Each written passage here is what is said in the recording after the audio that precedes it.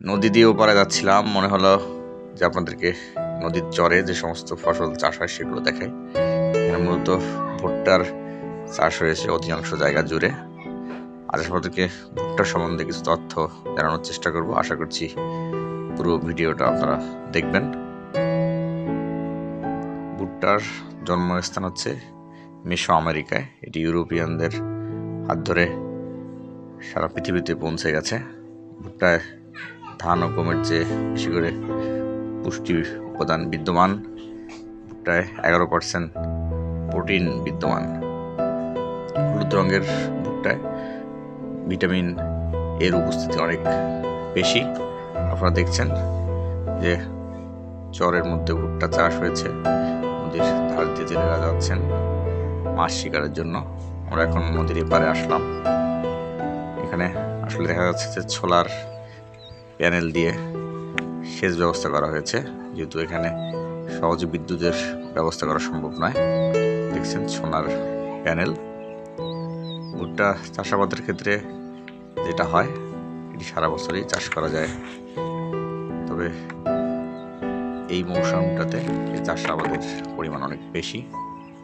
ভুট্টায় বিশেষ করে রোগের প্রকোপ তেমন নেই। পাতা ঝলসানোর রোগ দেখা যায়, তবে পোকার আক্রমণ রয়েছে।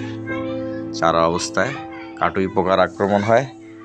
কাটুই পোকা মাটির লেভেল বরাবর গাছের চারা কেটে দেয়। চারা অবস্থা আরেকটা সমস্যা হয় যে ভুট্টা লাগানোর পর পাখি খেতে পারে, যাতে ভুট্টার ফলনে ব্যাপক ব্যাঘাত ঘটে। পাখি খাওয়ার ফলে গাছ হয় না, ভুট্টার ফলনও হয় না। এটি একটি প্রধান সমস্যা। আর অন্যতম একটি সমস্যা এখন দেখা দিয়েছে গত কয়েক বছর থেকে, একটি পোকা, ফল আর্মি ওয়ার্ম, যেটা হচ্ছে বর্তমানে ভুট্টার প্রধান পোকা। এই পোকাটা যে কোনো স্টেজে ভুট্টার ক্ষতি করতে পারে। এটি সারা বিশ্বব্যাপী একটি ভয়ঙ্কর পোকা। এটি বাংলাদেশে এসেছে গত 5-6 বছর যাবৎ। এটি হচ্ছে এখন অন্যতম একটি পোকা। তাছাড়া ভুট্টাতে এমন কোনো সমস্যা নেই। অন্যান্য ফসলের চেয়ে ভুট্টাতে খরচ কম, সেচের পরিমাণ কম, ভুট্টার দামও বেশি থাকে, ফলনও বেশি থাকে। 1 বিঘা জমিতে ভুট্টা চাষে যে ব্যয় হয় তার চেয়ে দ্বিগুণ লাভ হয়।